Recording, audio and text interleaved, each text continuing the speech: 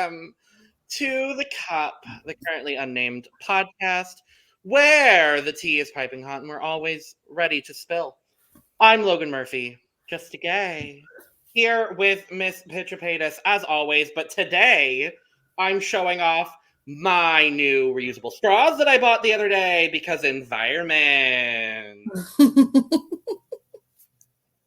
We love someone who is trying to save the environment. I work for an environmental justice organization, for God's sakes. Like, I mean, I you would should at least hope. do that. You should do that. I would hope. I would hope. And hello to everybody. I am Lana, your resident diva, here to get the tea, spill the tea, and give all the tea piping hot because, you know, that's how I like it. And we're here to talk about America's Song Contest. Yeah. Because that's all Snoop Dogg knows how to say. I'll be the Kelly Clarkson of the two of us, and you're Snoop, period. Sure. Don't we love it? Sure. We'll go on gender lines for today. Sure. Gender lines, and I'm the singer, and you're not. Yes, I am. No, you're not. Yes, I am. Look, I don't know. I'm just saying. Not as good as you, but I am. I'm just saying stuff out the way. I don't know. Yeah. American Song Contest. Yeah. I love them though. I have do. To be honest. I do. Ugh. I do honestly. I kind of wish there was a third person to be in the like green room, not green room. To talk in the back area. To talk to the contestants a little bit. Yeah. So Snoop and Kelly don't have to do that. Yeah. And I don't even know, like, I would, because I'm thinking of like people that could do it that are like attached to Eurovision somehow. And the only name I keep thinking of is Graham Norton. But he's British and like, he's very attached to Eurovision, but I don't necessarily know how he would do mixed in with Snoop and Kelly. So then I'm like, I don't really know who else. Maybe Carson Daly. And I know he does the voice. The voice, yeah. Or but I mean, I was thinking because it's NBC. Right, I'm about to say they can cross shows. Well, I was going to say, pull from NBC. It might be a little rough for her to do nights into mornings, but Hoda Kotb, I think, would be fabulous with the two of them. Yeah, I think... As much as I don't like Carson Daly, I think a Carson Daly will be best for like that because he's so used to hosting and doing that thing. So he's really good on like when it's time and blah, blah, blah. Or another Carson Kressley. Or Carson Kressley, true. I just thought about that. I kind of like that. I can see that. Yeah. I can see that. But yeah, but I do like the two of them together. They're very funny. They're getting their groove. They're getting their groove, and I like. And you know what? I don't even mind watching them get their groove. You know what I'm saying? Yeah. Because like some shows you watch, and the hosts are trying to, get the, jump in and do it right. And you can tell they've never crossed paths before. Right, but it's like it's cringy when you watch other hosts when they're trying to get in their groove, and it's like a little rough. You like, ooh. I don't think it's been with them. It's been like. Oh, that they're getting it. Yeah. They're getting it. Come on. You want to root for them. Because Snoop is stoned out of his mind. So he's like, all the time. All whatever. And Kelly is just like dying laughing at anything he says. But in the flip side of it all, Snoop might be stoned out of his mind, but you can tell he's actually enjoying himself and he's paying attention and he's like singing, getting the hooks of the songs. Like he knows lyrics of the songs. He knows stuff. He hears it. He feels it. So I love that. And I know it makes the contestants feel good to know that somebody like a Snoop Dogg and Kelly Clarkson are really paying attention, even in the midst of trying to do their jobs. They're paying attention and they're liking their music. So I enjoy the two of them together. Well, and we'll talk about Texas, but Kelly was like, let's make a record together. And I was like, honestly? Yes. Grant Knoche and Kelly Clarkson, I'm on board. I'm on board with it. We'll talk about his song in a bit. But no, right now, because he's first. Well, no, we have to talk about the qualifiers from week 2. We got to talk about last week. We got to talk about week 2. I forgot. We got to talk about week 2. I was ready to jump into week 3, y'all. I'm excited. But yes, week 2. So we got to dive into week 2. We do have the jury rankings for week 2. Kind of wild, kind of crazy. But let's just dive in. Who qualified, Lana? I don't know. I do know. We're gonna talk about it. So obviously Jordan Smith won the jury vote last week, so he was an automatic qualifier. Our girl Chloe Fredericks qualified. I'm so happy. Kansas, Broderick Jones, the gag. Shocking, but I'm not mad at it. I'm not mad at it either. And Montana's Jonah Prale qualified as well. We both really liked him, so hottie. He's a hottie. I'm just, I think we're both just universally upset for Almira Zaki. Is kind of our big what the F. Over you should have been in the finals. I'm sorry. Yeah. Over You was such a great song. I'm very annoyed by the fact that that's not there. Yeah. Honestly, if it had been Chloe Fredericks, Almira Zaki, and Jonah Prale, I would have been more than happy. Me too. Same. But it's so interesting. So if you look at so we don't have the public vote rankings yet.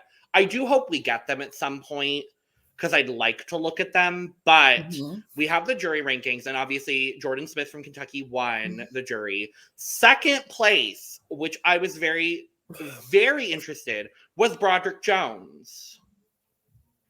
They really liked that song. That performance for me did not warrant second place in the jury. This is the thing, though, and I wonder if the jury actually watches the performances as well, or are they just listening to the studio versions of these songs? Because when I listened to just the studio version of Broderick's song, I liked it, and it was very much at the top ranking, like third, fourth for me. Like second, not really, but it was still like third or fourth for me when I just listened to the studio version of that song. So if they're just listening to the studio version, which I'm thinking they might be, because there are a lot of, I guess, big time people, they don't have time to sit and watch a show every week if they're working. So I'm figuring they get sent the song, they listen to the songs, they rank the songs from what they're hearing, and then send that in. So I'm not shocked, but I'm just like, the performance wasn't that great though. Yeah. So there's a couple different scenarios that could be at play, and I don't know exactly what the scenario is. I would hope that it's not based solely on the studio versions, because I do think the performances have kind of uplifted some songs and brought some songs down. I would say in the case of Broderick Jones, unfortunately, that live performance just wasn't as strong for me as the song is. I really, really like the song itself. But there's a couple different scenarios that could be at play. It could be that they're only listening to the studio versions. It could be that we know they rehearse, I believe, on Saturday, and they could potentially use that as a jury show. So the way Eurovision does it, because it takes a long time to calculate all of the jury scores for the live events, what they do is when the Eurovision semifinals and the final are Tuesday, Thursday, and Saturday, the jury shows happen Monday, Wednesday, and Friday. So these artists are, if you make it to the final from like the semifinal, you're performing 4 different times, essentially. But they do the jury shows so that way the jurors can watch those performances without all of the, fan reaction, and just focusing strictly on the artists and the performances themselves, which is what I hope American Song Contest is doing. I think they might be. That's a solid thing. That's typically what happens with Eurovision. Again, we're still trying to figure out the exact correlations and differences between ASC and ESC, but that's one of many scenarios that could be at play. I'm hoping they're doing some sort of jury show situation, but we just don't know. I would think that, because the show is based from Eurovision, I'm sure they took some Eurovision formatting and brought it in as far as judging, how the judging would go, what would be beneficial. And because this is American Song Contest's first year doing this, and Eurovision has been doing this for a while, that it would make sense to listen to their jury, how they do their judges, how they do their jury, because this is a lot of songs. It's 56 songs to perform. So if that's the case and they do a jury performance, then maybe Broderick did so much better in the jury show than he did in the actual live show, because a lot of stuff happened. You got fans and very adrenaline. When there's no fans in this jury, you could just focus on, I got to perform this right for the jury. So who knows? If that's the case, then it is what it is. Sure. Honestly, sure. If that's the case, if that's the case, then it makes sense why my stuff don't rank up with the jury. Period. Yeah. Honestly, yeah. But yeah, so we had Broderick in second place. We had Jonah Prill from Montana with Fire It Up in third. Fourth place in the jury rankings actually went to King Coyote from Maine. I don't know why, but we moved. With Chloe, with Chloe Fredericks coming in fifth. Yay. Macy Gray surprisingly getting sixth place, which is another reason. And I am a little bit, based on the performance from that song. That's another thing going for that. I think there's a jury show. What? Because I love Macy Gray and I will love Macy Gray until the day I die, but that performance just didn't do it for me. But the song is Macy Gray, but the song is really good. And that's the thing. I think the song is good, but maybe the performance is, like you said, the jury, we might have a jury performance and they just did way better at the jury performance than they did the live performance. Yeah. So Macy Gray coming in sixth for Ohio. Jocelyn coming in seventh for Nebraska with Never Alone. Almira Zaki coming in eighth for Virginia in the jury is just upsetting. Sick. Point blank. Sick. Followed by one of my favorites, Anissa from New York with Green Light coming in ninth.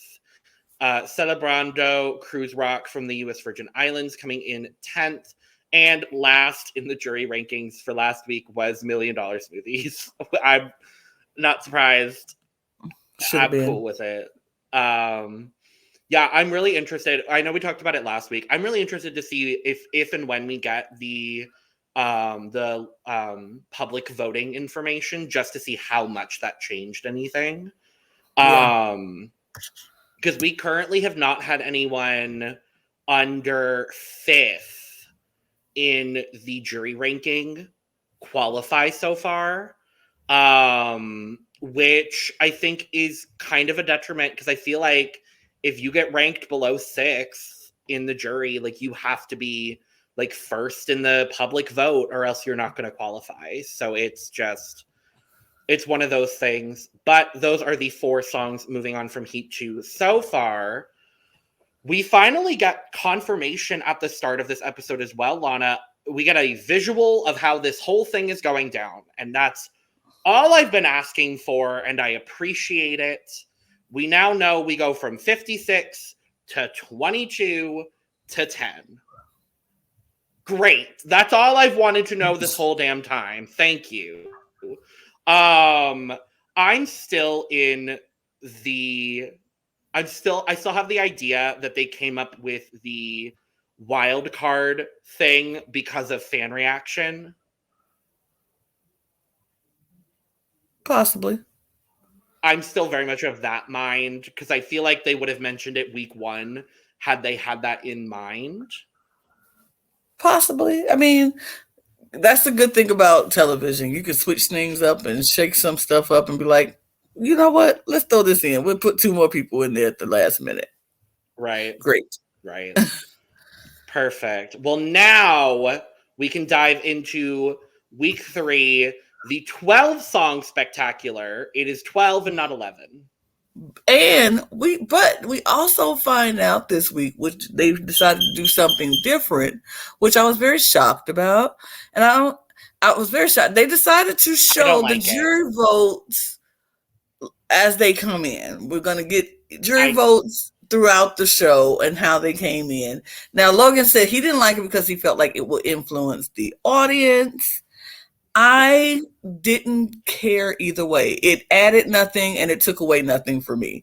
So it was like, okay, we see these people. It was like the only thing it added or what it showed was that, who was just, we just knew who was going to be the jury vote pretty much halfway through the show. We just pretty much knew. But because he went very early in the ranking in right. the running order, but it really never didn't add anything for me. It didn't take anything away. I don't know if it's going to influence the audience vote or not. I don't care. It just didn't do much, but we move. And so Kelly's very excited because Texas is up first and Grant is Mr. Independent. His song Grant Knoche. What a fucking name. Knoche. Because I was about to call him Grant Knoche, but Yes, come on, Grant Knoche. Grant Knoche. But Grant that sounds really good right now. I want some Knoche. I want some Knoche now too. I want some Knoche soup. Yes. Ooh. I'm going to Olive Garden sometime this week. Period. So he talks in his intro about how he tried playing football but grew up in dance, and we find out that he was a part of Kids Bop. Kids Bop. I was like, hello, Grant and Mr. Kids Bop. Okay, I see you. I was like, hey, that was my whole childhood right there with Kids Bop. Okay, right. And obviously, we were all expecting, it's Texas. Country. It's going to be a country artist. Plot twist! No. Because he describes his style as dark pop. Mm-hmm. Not even close to country. No. Lana, what did you think of Mr. Independent? Let me just say this. Grant Knoche slayed that performance. He is a performer through and through. Absolutely slayed that performance. Everything was right about that performance. From the staging, to the lighting, to his look, to the performance, to the dance, to everything about that performance was amazing. The song, I liked that song. That song stuck in my head. And he was like, Mr. Independent. I was like, period. I loved this song. I loved this performance. I loved the choreography of this. Like when the dance was, when he was at the beginning and they were walking and walking back, and then they keep on going. Everything. And Dark Pop describes it perfectly because it gave me very much Nick Jonas vibes, but in a darker way. Like very much dark Nick Jonas, but everything about this song was perfect. And I listened to the studio version, and the studio version is great. Like that's a song I would put on a playlist and listen to it. Like I wouldn't turn it off the radio if it came on. That song, I absolutely loved it. I absolutely loved everything about it. The performance, I absolutely loved it. Absolutely. See, this is the one that I thought we were going to disagree on. So I'm really, really happy. I thought for some reason you weren't going to love this song. I don't know necessarily what it was, but no, everything you said, I have to echo. Like, he's also like really cute. So I was like, the charisma out the wazoo. Like that was like the number one thing I wrote down. I was like, charisma. This staging was one of my favorites of the night. My favorite. He understood the assignment. Yes, he understood the assignment. Yes, he absolutely understood the assignment. I thought it was a phenomenal performance from Grant. One flaw that I had about his performance. And it's even so small. I hated that he kept grabbing the camera and doing that camera thing. Like he grabbed the camera and shook it. Like I hate that. One time is enough for that. He did it like 2-3 times. Like it's enough. That was the one thing that I didn't like about that. The ripping the shirt off, and then I was like, oh. He didn't rip his shirt. He just took his jacket off. Like whatever it was, shirt, jacket, whatever it was. He I was just like, took his oh, jacket yes. off. I just thought it was just such a good performance all the way around. It was so well balanced. Like you said, he understood the assignment. He knew what he was coming to do, and he did it, and he performed it so well. I thought it was great. And this truly kicked off what I would say is probably, for me, the strongest week thus far in the competition. It's very close to week one, but there wasn't a song in this lineup that I hated more than New Boot Goofin'. And so that's kind of my baseline at this point. Okay. I'm like, that's where my if that's the baseline, if I hate it more than New Boot Goofin', then no. None of these songs I hate more than New Boot Goofin'. So they're all good. Some of them might be around there when we get to our overall rankings at the end, but whatever. Yeah. So we got to move on because we can't talk about Grant all day. But perfect though. Next up, we have Louisiana, Brittany Pfantz. The song is Now You Do. She talks in her intro package about how she's drenched in Louisiana. And I thought that was so stupid and cool. And then she describes her style as a mix of Amy Winehouse and Adele with just a sprinkle of Janis Joplin.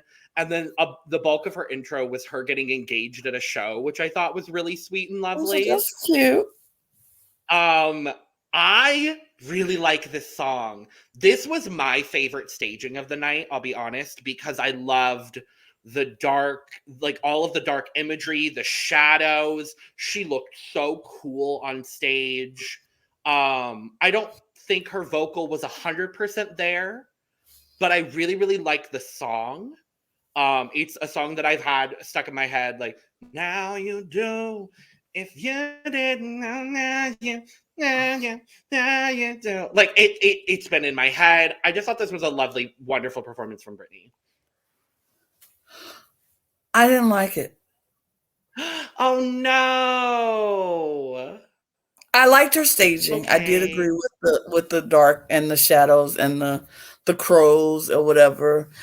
I didn't like her vocals. So this is the thing. I really feel like her vocal, well, not her vocals, the studio version outweighs the performance for me. Like, if I was just going by the studio version, I would like the song a whole lot more. But listening to the studio version and then watching the performance, I was like, vocally, she has some missteps, something. I think she was cool. Her vibe was very cool, very, very Louisiana Cajun kind of cool. And I liked it. I liked her vibe. It's the song was too repetitive for me. And it's that maybe that's what it was. I don't know. I don't really know what it was about this song that I just didn't groove with or vibe with, but it was just something about it. I was like, it makes sense. I don't know, but yeah, I understand why you like it because, like I said, listening to the studio version, I was like, okay, I like the drive behind it. Do. Yeah. Like, I like that drive behind it, and her voice is. She has a good voice. You can tell that. You can tell she has a good voice. Yeah, I think a lot of just nerves and then adrenaline and then moving around on the stage didn't make up for the. And I don't think she performed it well. I just think she was a little fair. But it just wasn't my favorite. But it wasn't.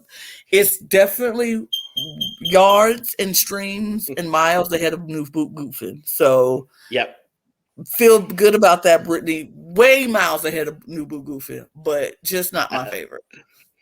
Valid for sure. All right. Next up, we have Tennessee, Tyler Braden. The song is 17. In his intro package, he talks about how Tennessee is the most musical state in the country. To nobody's surprise. But we find out that he worked as a firefighter for his first 3 years in Tennessee. He got a record deal in 2019. And just a few months ago, he made his debut at the Grand Ole Opry, which is a pretty big fucking deal. So congrats on that. What do we think of 17? Okay, so 17 took me to a place that reminded me. I don't know if you heard the song before, but Dina Carter's "Strawberry Wine," like that's absolutely. That's where this song took me to, and I was like, I didn't even think of that, but yes, absolutely. Yeah, like because I love Strawberry Wine. Like I adore Strawberry Wine. Like if I'm gonna sing karaoke and sing a country song, that's probably one of the ones I'm looking at. But yeah, this just took me to Strawberry Wine and listening to the story of it, and I guess that's the vein of where the story is in the song. I thought it was a decent song. I thought it was an okay song. I've heard, it's a song that we've heard before. Nothing fresh, nothing new, nothing, exciting, super exciting about the song. I thought his band was amazing. I thought his guitar players, like, they slayed that part. They killed their little, they part. But would I listen to the song every time it came on the radio? Probably not. Would I remember it tomorrow? No, because I don't even remember it now, and I just listened to it today again. So I don't think it was all right. It was okay. It was a solid song. His vocals for the performance, I didn't care for as much. Mm-hmm. The vocals for the studio version, I would prefer that a whole lot more. It was just It was meh. I wrote down that this was a traditional country ballad done very well. Like that's really kind of the vibe I got. This reminds me a lot of ballads. And I think it's a lot of his vocal as well, but it reminds me of ballads by Luke Bryan.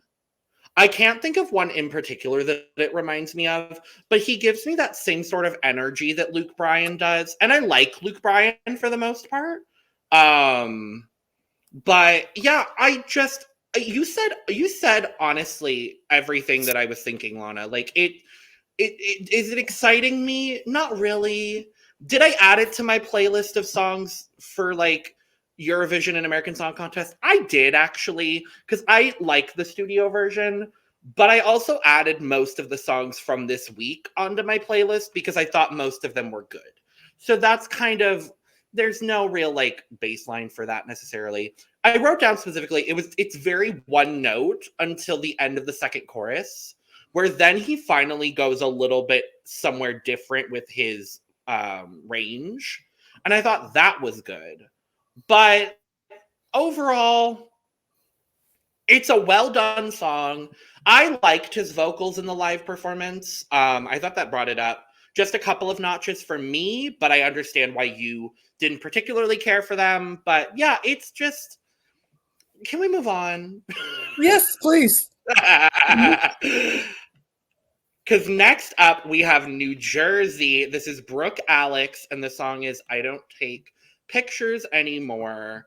So in her intro package, she talks about the Jersey Shore, because that's what most people know of New Jersey. But she says there's more to the Jersey Shore than just the show. I get my like once a year reminder that it's illegal to pump your own gas in New Jersey, which I still just think is wild. And she talks about how she's big. I know some people from New Jersey that I went to college with, and they would like talk about it all the time because they're like, I didn't learn how to pump my gas until I moved to Arizona. I'm like, what? Huh? I'm sorry. Huh? But yeah. She's also big on TikTok. She has like 9 million views on one video or something like that. And she talks about how she's a mix of Dua Lipa and Taylor Swift. Okay. Lana, what do we think of Miss Brooke, Alexx? I actually like this song. Okay. Yay, we don't have to fight. Okay, so this is what I thought about Brooke. I thought her performance she understood the assignment. She gave us a story. She gave us, she took us through a journey with this song. And I loved starting with In the Bed with all the Polaroids around and, with the long wig. And then she takes off her robe and she snatches off that wig. And it's like, I cut my hair. It's just like, she gave us a story. I enjoyed her performance. I enjoyed the way that she handled the song and how she handled the performance. It's at some parts, if we're going to nitpick about vocals, at some points in the parts of the song, she was a little, all over the place with her vocals. But for the most part, it wasn't 100%. No, for the most part, she was very on. I like the performance. I like the look of it. I like the staging of it. And I like the song. Like, I will put that song in my playlist because I feel like, sometimes I can relate to what she was talking about. I don't take pictures no more because I don't take pictures anymore. My favorite line of the song I also have the same favorite line, but go ahead. I'm about to say, let me say it first. My favorite line of the song is, "I don't take pictures anymore. I'll just wait. I'll wait until something is worth framing." Like, I love that when she said, "I'll wait till something's worth framing." I'm like, yeah, I'll wait. I don't have to take all these pictures. I'll wait till something is worth framing. I love that. So I like the song. She's very much girl power, like she said, and I love that. I love the song. Brooke did. I liked it. I really did. Queen of wig reveals, queen of bedroom scenes, queen of Polaroids. I love Brooke Alexx. Oh my God. I absolutely loved this. Was like the most Eurovision that I felt in this week, and some of the most Eurovision I felt in this whole contest. Like, I would put her up there with like Keone Star, Alexa, Grant Knoche, even, really, like, understanding the assignment. She knew what she was here to do, and she did it. I absolutely love the song.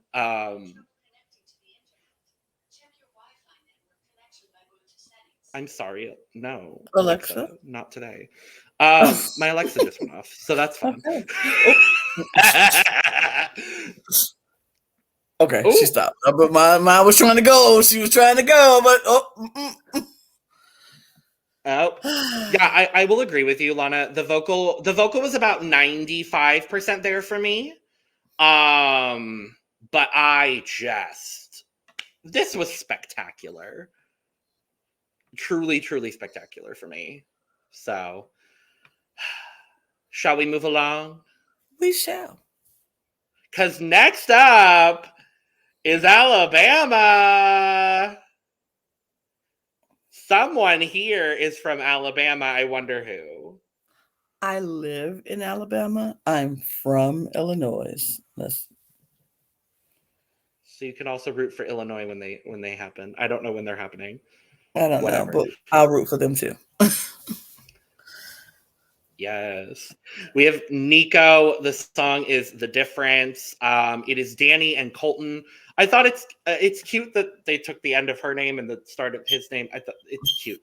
The biggest issue I had with this whole part with them is the fact that she said Roll Tide. Yeah, me too. Because War Eagle, period. Period.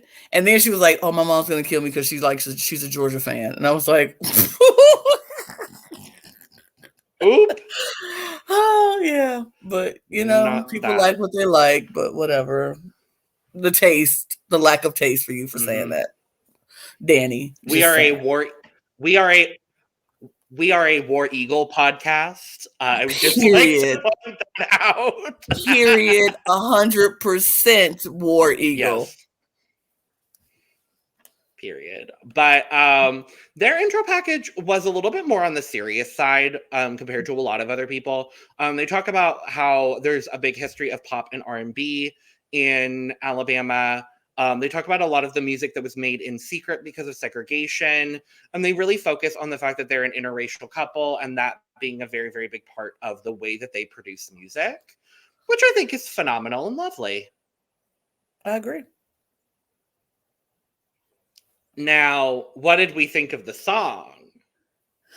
Okay, I love the song. I'm not even gonna lie. I'm not Me too.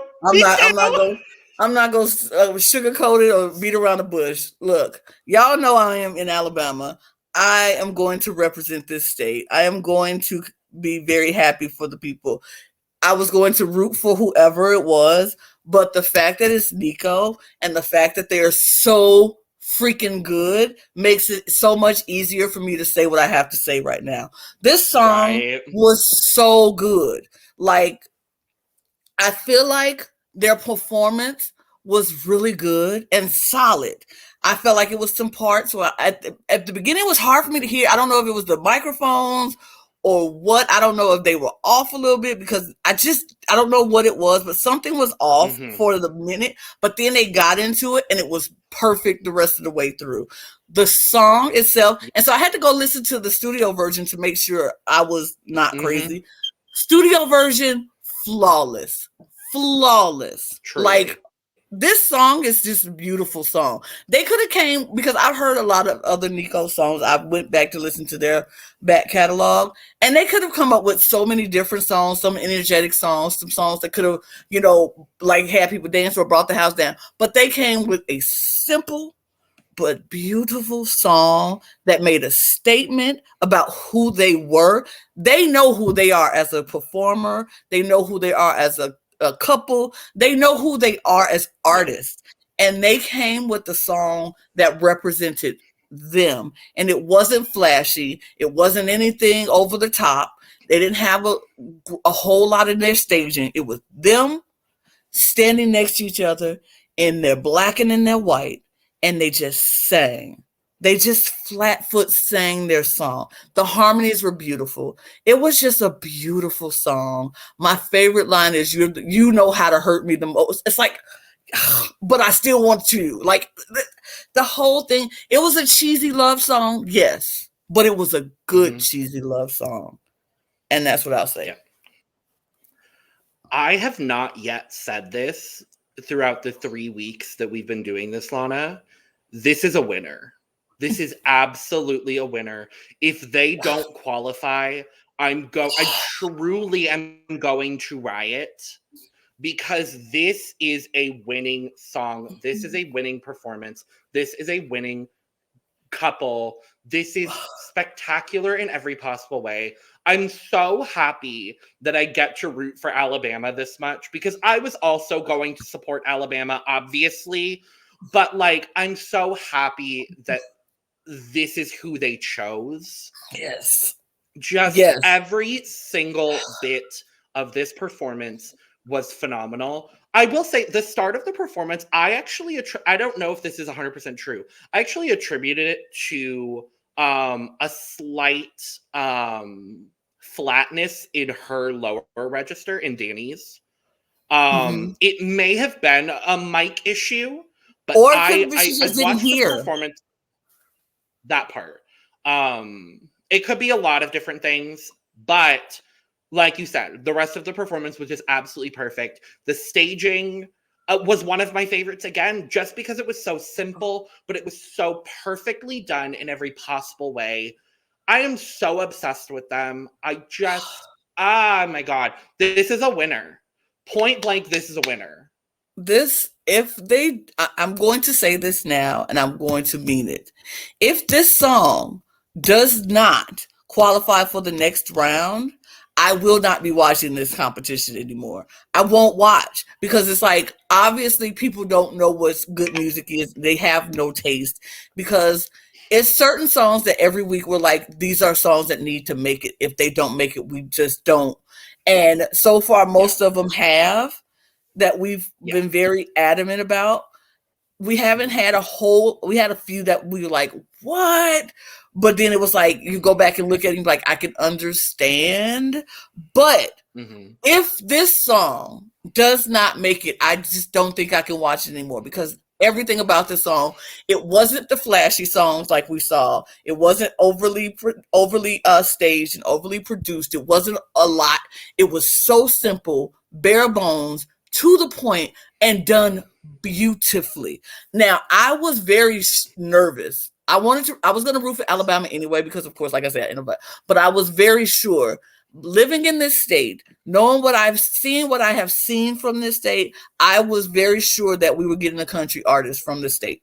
I was very sure it was going to be a country or a bluegrass artist coming from the state. I was not expecting a, first of all, interracial couple. Second of all, an interracial R&B couple. And with interracial R&B / pop couple. I was not expecting that from this state. So the fact that they did choose this song, I'm very excited, very happy. Now it gives me a real reason to truly root for this state and say, if they don't win this round, there's a problem.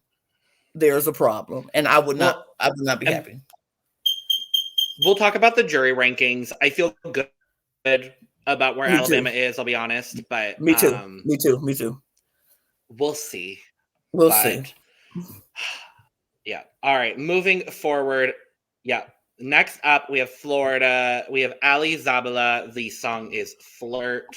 So we learn from her intro package, she lives in Miami, but she was born in Colombia. And her and her family immigrated when she was very young. I don't remember what age. Didn't write it down. She's a songwriter for Warner Chappell Latin, which I think is like really cool. So she has a lot of that songwriting experience. And her song is sort of pop Latin, and she's singing in both English and Spanish. Are we going to me? I like this song. First of all, let me say, LA did this. Like, her staging was one of my favorites of the night. We've seen the all pink before, of course, with Kelsey. Elizabeth. We love Elizabeth. Von Presley. We love her. We love you. We're still hoping for you to come back. But we've seen all the pink done before, but she did it fabulously. It was beautiful. I loved, and I like the song. The song is super catchy. Let's skip to dessert because I was like, hey, I loved this song. I really did like this song. I liked the story of it. I liked how she sang it, how she performed it. She looked amazing. She's gorgeous, stunning girl. I really enjoy, like, how I felt the Loco vibes that she gave, like from Loco with Christian. She just did it. And I love seeing women doing it because, you know, a lot of Latin music, a lot of men are running Latin music, but the girls are still doing it, and she is doing it. She just, I really enjoyed this song very much. Very much. I don't love it as much as you do. I'm not a huge fan of this song, I'm going to be honest. I've given it a shot. It was one of those songs that, like, I don't dislike this song. For me, this is a good song in a sea of really, really good songs. I will agree. Her staging, phenomenal. I thought that was lovely. I really like her voice, and I really like her personality, and I like her a lot. I just feel like the song is a little too generic for me. It's catchy. It's got its moments, but it just didn't connect with me in the way that a lot of these other songs have connected. I don't even really know if I could like pinpoint exactly what it is, but it didn't grab me in a way that a lot of the other songs from this contest overall have. See, that's how I felt with Now You Do. I don't know what it Yeah. is. It's just something about it that doesn't grab me. So I understand. It just Hmm. didn't grab you, and I get it. And I love Latin music. I love Latin music, but obviously, Loco. I liked Loco, and I've grown to like Loco a lot more. I'll be honest, over the last couple of weeks. Loco was hot But off the yeah, bat. I very that. I like her, but this song just didn't do it for me. Yeah. So we go from Florida to the other end of the literal opposite corner because we're headed to Alaska. We've Period. got Jewel, and the song is The Story. Obviously, Jewel is Jewel. Jewel is Jewel. Jewel is But freaking she grew up in Jewel. Homer, She's freaking Alaska. Jewel. Exactly. Um, she talks about how most Alaskans are very self-sufficient, obviously. And she is really excited to represent Alaska that may not be familiar with her. Obviously, Jewel was the person I was most excited to see in this entire contest of the people I knew. Jewel was the one for me. I was like, oh my God, Jewel. I love Jewel. And I love the story. Tell us about it, Logan. What do you think? I just this I wrote that this song feels like it's trying to be an upbeat folk song and also an 80s mid-tempo ballad. And you know what? I don't hate it. Because and Kelly even points it out after the performance. She's like, there's such a tonal shift between the verses and the chorus, and I really like it. Her voice, her live vocal is always going to be a little sharp. That's just how Jewel is. Um, so the live performance, I think it could have been better. Yes. Do I think it's one of her best live vocals ever? No, but do I think it was a lovely performance? Absolutely. This was also up there on the staging with me. I loved just the simple podium, the background singers on the side, this giant tree. Like I thought it was so simple and so well done. And we got into the studio today, and Lana and I started singing along to this song, and I love it. I like this song. I really, really like this song. First of all, it's freaking Jewel.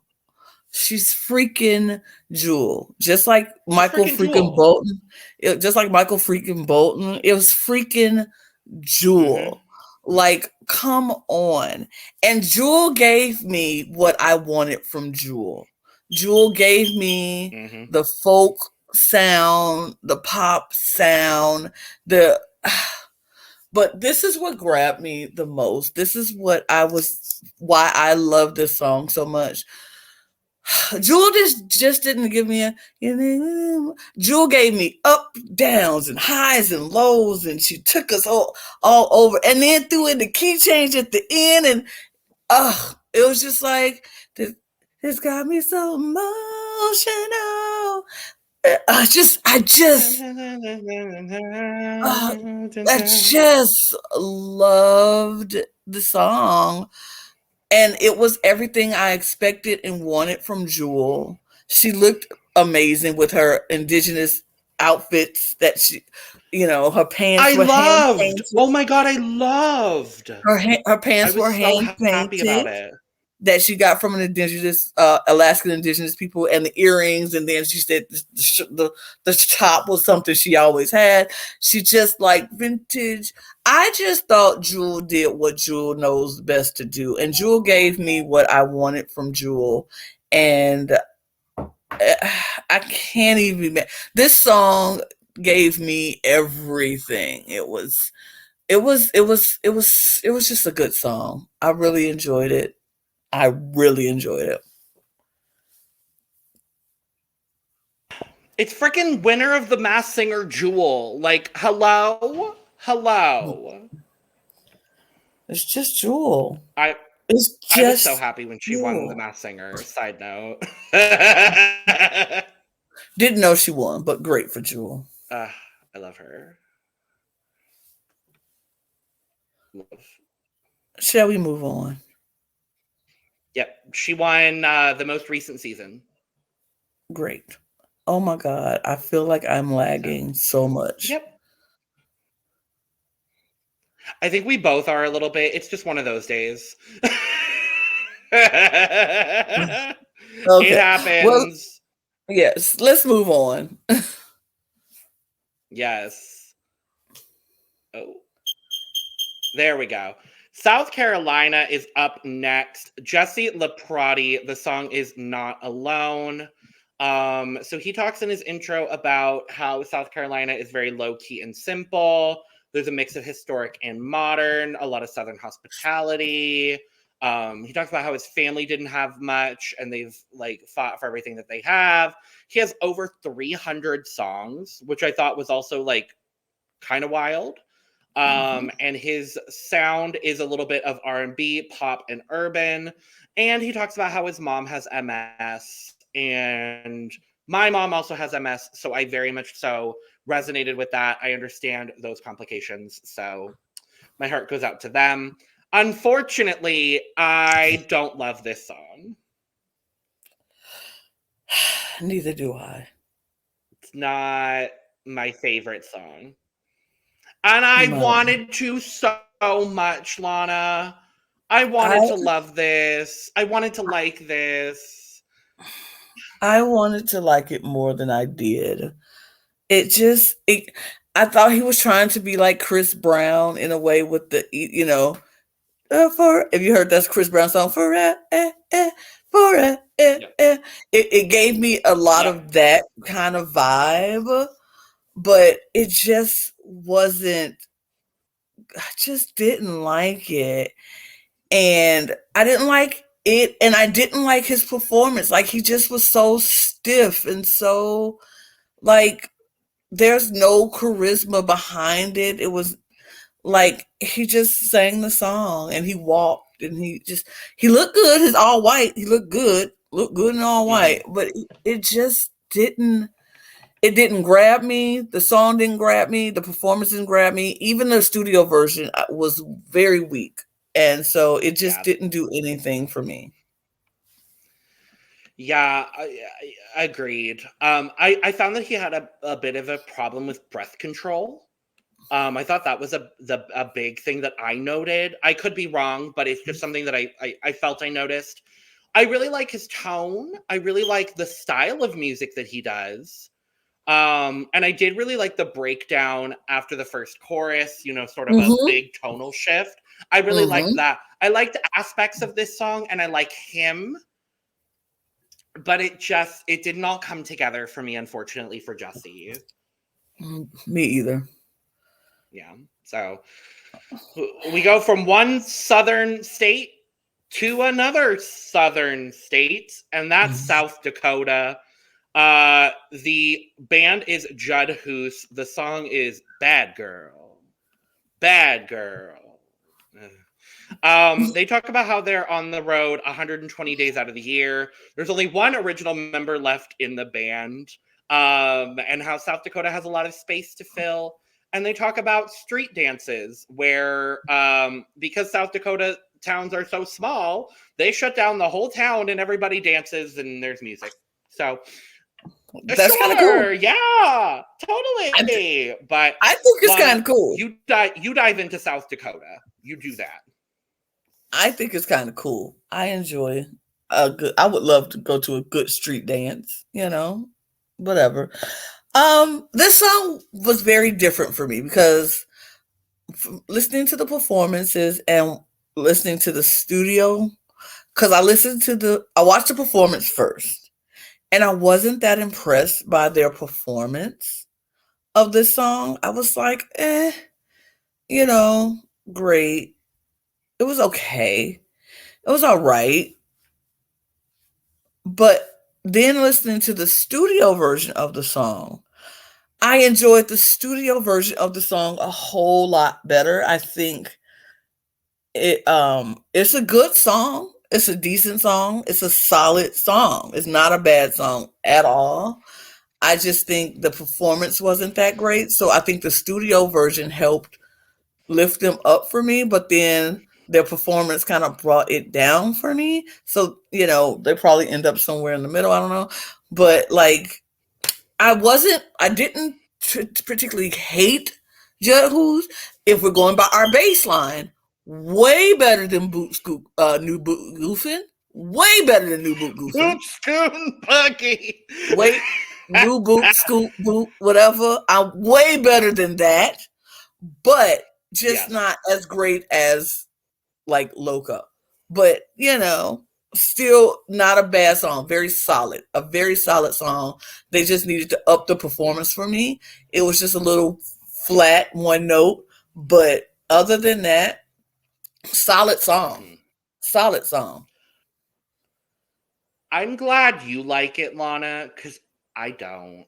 I didn't say I liked it. I said it was solid. I said it was solid. I didn't say I liked it. Okay. Okay. For me, this is a song that exists. I really didn't care for the lead singer's voice all that much. I thought the band itself sounded good. I just had a lot of issues with the lead singer's voice. Like, his upper register wasn't strong. His lower register had that cool rasp to it. I noted as well, I really like the staccato final bridge that they do. Like, there were again, honestly, it's the same kind of with South Carolina. Like, there were aspects of this that I liked, but it didn't all come together for me in either the performance or the studio version, honestly. It's better than New Boot Goofin' for me, but it was not one of my favorites of the evening. So. Understood. Yeah. Yep. Shall we move on? We shall. Because I'm excited for this next one, Lana. This is Delaware. Nitro, Nitra. The song is Train. She talks in the intro package about how Delaware was obviously the first state to ratify the Constitution. When people hear Delaware, they're like, Delaware? So funny. Delaware apparently has tax-free shopping. And I'm like, okay, I need to go do all of my shopping in Delaware now. Hello. Same. I'll come visit you, Lana, and then we'll go from Alabama to Delaware. Nowhere else, just Delaware. She says she grew up in Wilmington, where the motto for the city is a place to be somebody. And she really took that to heart. And she says that she's a soul singer, but says that rock and roll is freedom. So she's like soul rock sort of mixed together. And I just absolutely love Nitro Nitra. This song was phenomenal. The staging, she was another one for me that really truly understood the assignment. Like, she got it. She knew what she was there to do. Her live vocal, I think, was phenomenal. Again, a few issues. There were a few times she was a little sharp, a little flat at some places. Her tone is so unique. The staging was so dramatic but simple. The chorus was so impactful. She has so much energy. She had such a command on the stage that I don't think a lot of the other people that we've seen thus far over these 3 weeks have. She's just a performer through and through, and I just absolutely love this song.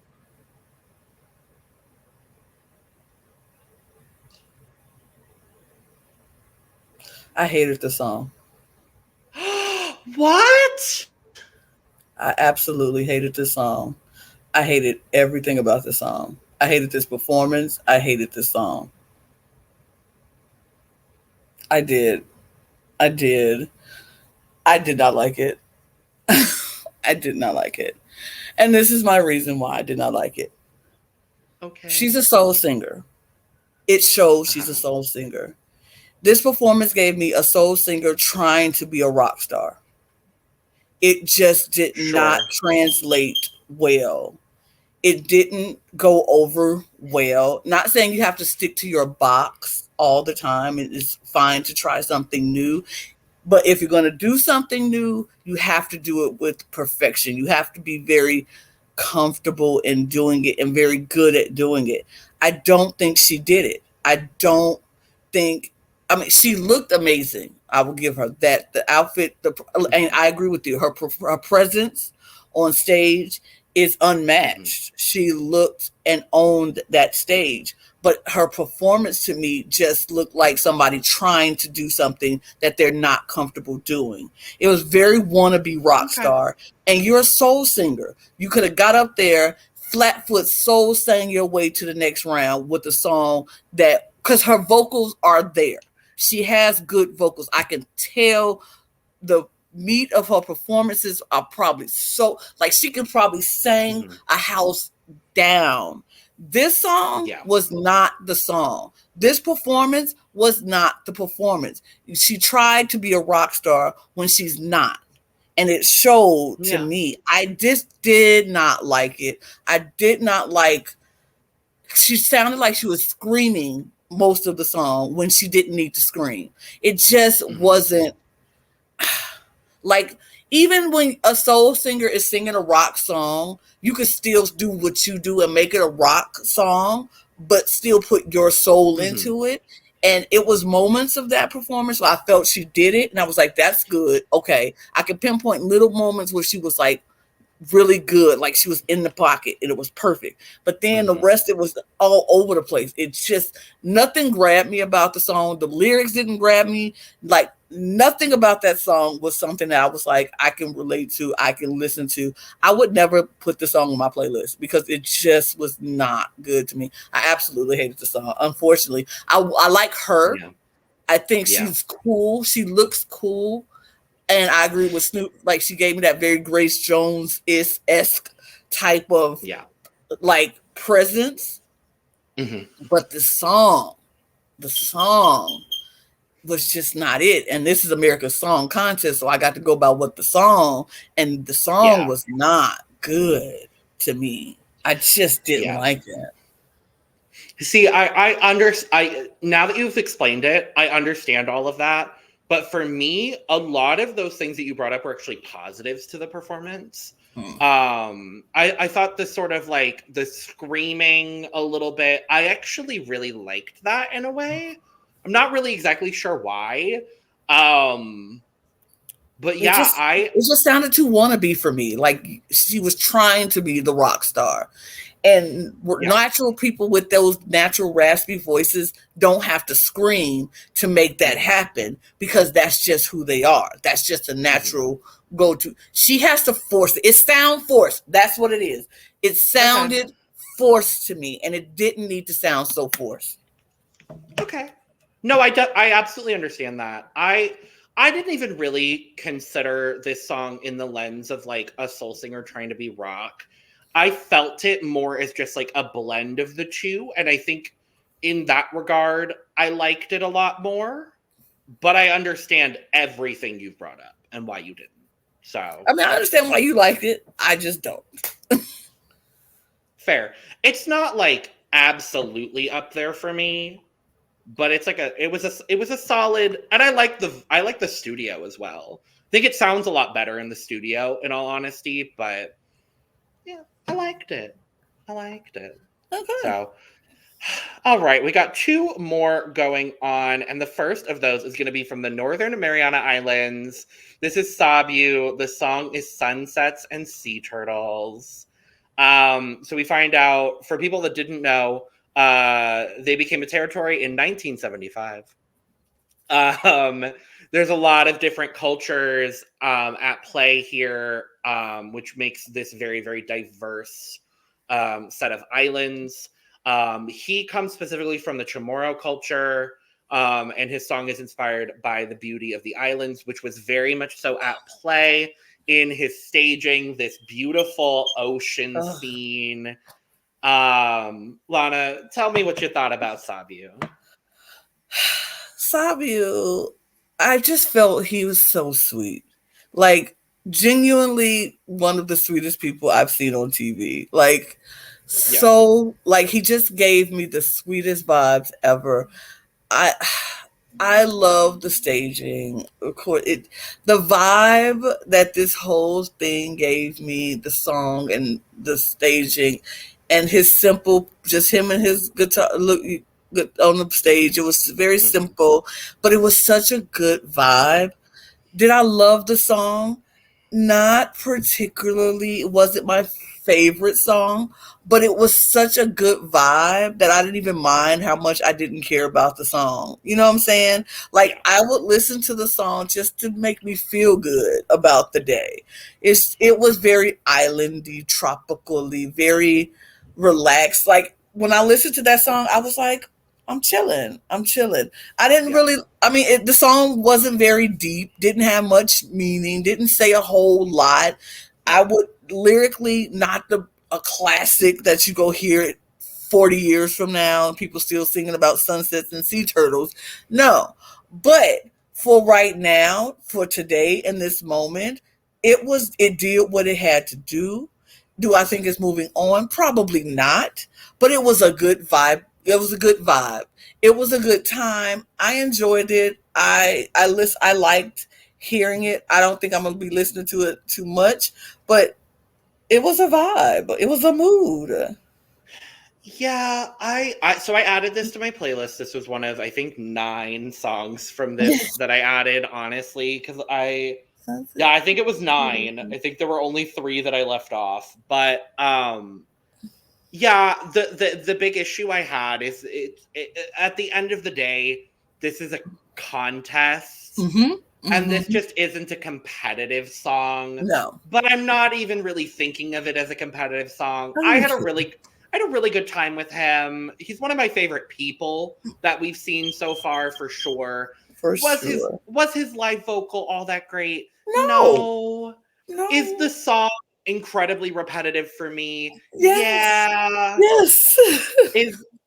Would I be mad if this moved on? Yes. Yeah. Yes. But it's good for what it is. Period. Yeah.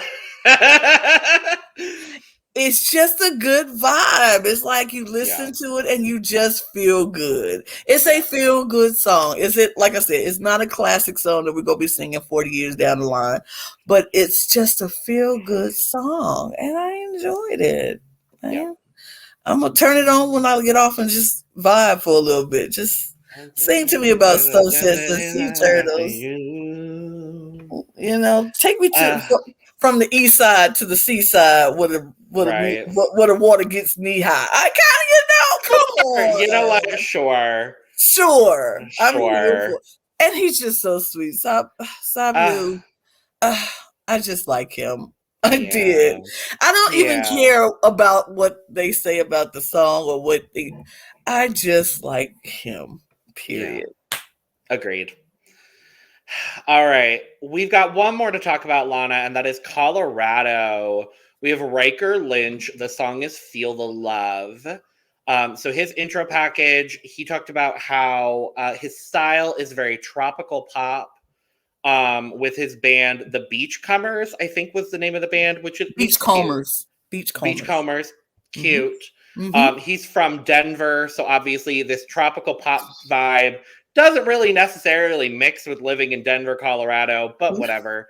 And he talks about how the word Colorado comes from the Spanish word, or is the Spanish word for colored red. So, or I think it's 2 words that they merge together. Something like that. Whatever. Riker Lynch. That man, can I have just like a smidge of his energy, please? Just a little bit. Just, this song, this was fun.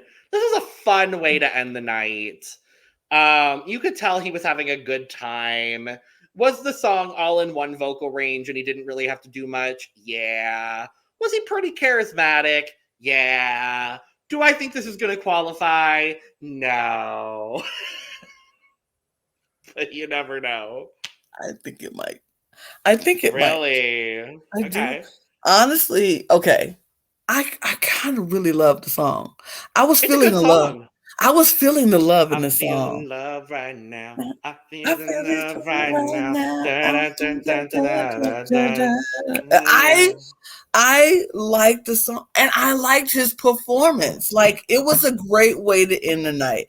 First of Yes. all, yes, he is full of energy. This man had energy to burn. He has energy to give. Like I liked his little samba dancing that he tried to do. It was cute. It was cute. It wasn't like Yeah. everything, but it was cute. I just thought it was a great performance, and the fact he was very much involved in the audience. I liked his staging.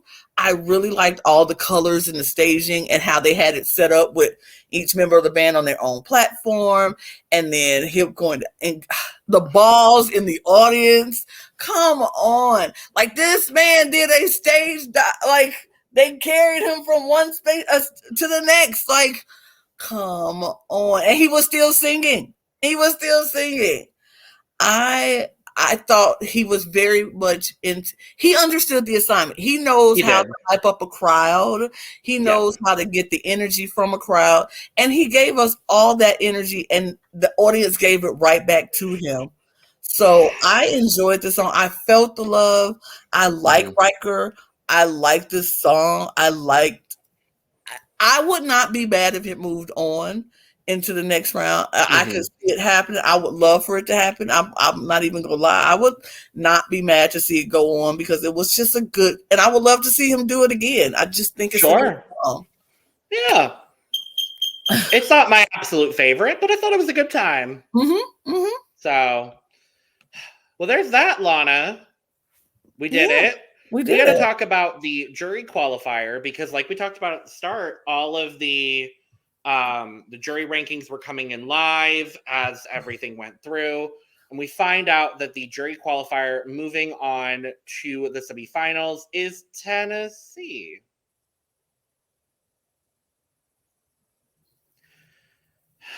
This is the first time I've really disagreed. I wholeheartedly disagree with the jury winner. Wholeheartedly disagree with the jury winner. We'll talk about rankings in a second, but yeah, no, not my pick. Let's just say that. Yeah, not mine either. Okay, Lana, we've got some rankings to do. Sure. So, would you like to start tonight, my love? Well, I will start. Cool. I will start. So we'll start at number 12. Yes. My number 12 was Delaware. Yeah, I know, and I'm sad about it. I did not like it. I did not like it. Fair. My number 12 is gonna go to South Dakota. Interesting. Yeah. All right. Yeah. Yeah. My number 11 was South Carolina. Just didn't. Yeah. My number 11 is also South Carolina. Yeah. Unfortunately, that's just. Yeah. Those were honestly, though, I will say, those are the only two songs that I particularly didn't love. Okay. I liked every other song of the evening. Okay. Those were just the two that I didn't particularly care for. Yeah, I think the two that I just put up were the two I just didn't care for. Everything else I can listen to again. Sure. Number 10, as much as I love this person, unfortunately, is Sunsets and Seaturtles. The song, as far as the song, it just wasn't a great song, but Sabyu, I just love him. I want to go to Northern Mariana Islands just to like right. just to hang out with him. Yeah, that's my number 10 as well. It's unfortunate because again, we love him, but yeah, it just wasn't all there for me in a competitive standpoint. Yes. But I think he's great. Yes, he's great. That's just not it. My number 9 song was Now You Do. Yeah. It just didn't do it for me. And in a very similar vein, the song that just didn't do it for me, my number 9 is going to be Florida. Yeah. Oh. Yeah. Yeah. I feel Yeah. Yeah. Yeah. Number 8. My number 8 song was South Dakota, Bad Girl. Okay. Like I said, there was a solid song, but the performance brought it down a little bit for me, but it was still a solid song.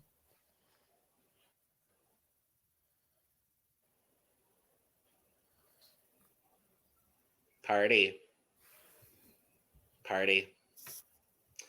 So my number 8 is Tennessee. Mm-hmm. Yeah. Mm-hmm. Yeah. You can keep it because that was my number 7. Yay. Yeah. My number 7, as much as I liked it, is Colorado. It's unfortunate because it kind of just fell to that spot. Mm-hmm. It's unfortunate because again I like it, but yeah, that's where Riker Lynch fell. Okay. For me, my number 6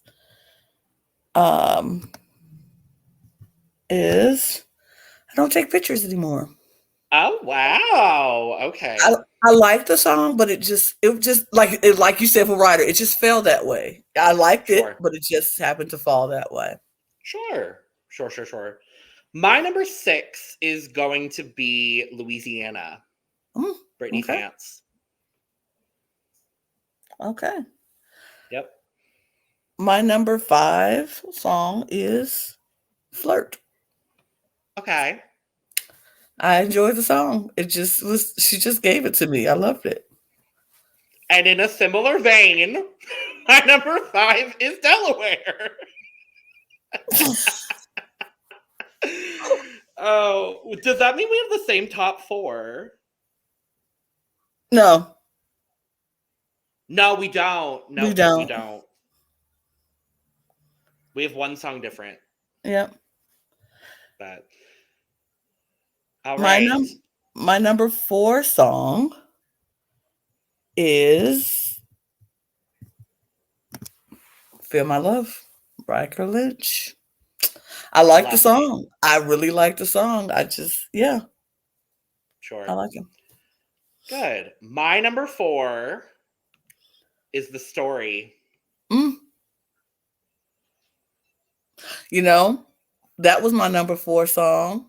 Then I switched at the last minute. Gasp. I did. Because you can leave it there because that's my number 3 song. Yep. Yep. Love it. My number 3, which I feel like might be your number 2. I have a really, really sneaking suspicion it's your number 2. My number 3 is going to be Texas.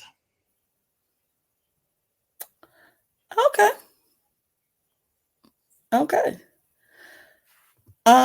My number 2, honestly, might shock a lot of people. It's shocking me right now. Yeah. It's Nico. I loved it. Perfection. But it was still my number 2 song of the night. Okay. Not what I thought, honestly. But my number 2 is going to be I Don't Take Pictures Anymore. I can see why. It did it for me. So. Yeah. Yep. And my number 1 is Mr. Independent. Texas did that. Like, Texas performance all the way around was pure perfection. I couldn't, as much as I wanted it to be Alabama, they had flaws at the beginning of their performance. He had no flaws at all. It was perfect from beginning to end. Sure. I'll go ahead and do it for both of us then. My number one is The Difference, based on the performance, the song itself, the energy. It just squeaked out the other two, but and Alaska. I can't forget about Jewel, but all of them phenomenal. Overall, this was a good night. I think we're doing the same thing. You go ahead. We sure did. Yep. I think it was. Go ahead. I was. You go ahead, because then it'll lead into what I was going to say. I was just saying we overall it was a good night and the performances were good. I think, like I said, there was just a few who kind of was like, but overall it was a very strong field. So I'm very happy about that. Yeah. If I'm going to make a playlist after we get all 56 songs and put in my playlist in the order that I like the song. So I'm going to be doing a lot of I love it. How I want to place it.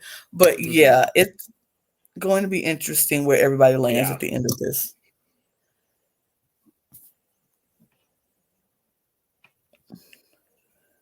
Yeah. And speaking of where everybody landed, as we've talked about a lot, we know the full jury ranking already, so we might as well talk about it.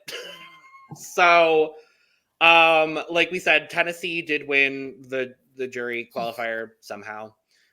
Florida coming in second, Ali Zabala. Good performance. Yep. With Alabama coming third, Nico with The Difference, and Grant Knoche for Texas coming in fourth. After that, we had Brooke Alexx for New Jersey coming in fifth. Riker Lynch in sixth for Colorado. Nitra for Delaware coming in seventh. Brittany Pfantz for Louisiana coming in eighth. The true shock for me, honestly, is Jewel at ninth. That's sickening. That is sickening. Oh my God.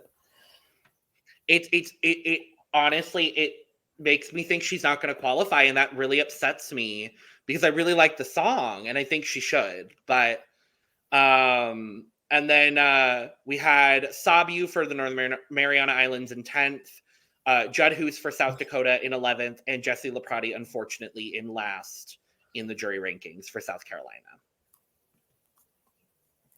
So, yeah. But we found out, I think today, on the day that we're filming this, the rest of the running or not the running orders, but we know who's in what qualifier of the last two. And I'm very excited for next week because finally my girls, Las Marias from Arizona, are performing next week, and I'm very excited.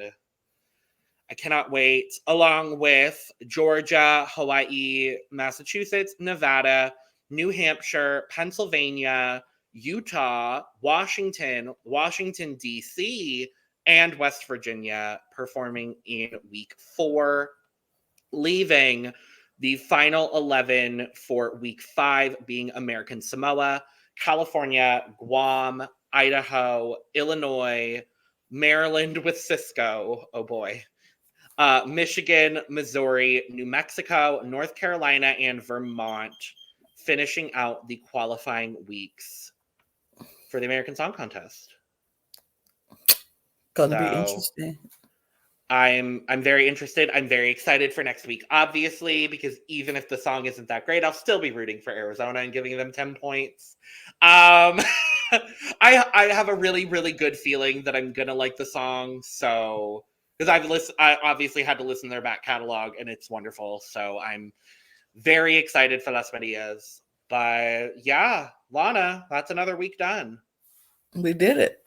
We sure did. So that is what we think of week 3 of the American Song Contest. Let us know in the comments down below what y'all think. Give us your rankings. Let us know who you love, who you didn't love, why New Boot Goofin' is still the worst song of the year and will continue to be unless an absolute piece of garbage shows up on stage, and then even then, that's probably going to be better than New Boot Goofin'. We are out of here. Cheers to you all. Cheers. Woo. Oh, bye. Bye-bye. Bye. Bye-bye. Stan Alabama. Alabama Goodbye. rules. Bye. But the war, difference, Nico. But War Eagle for life.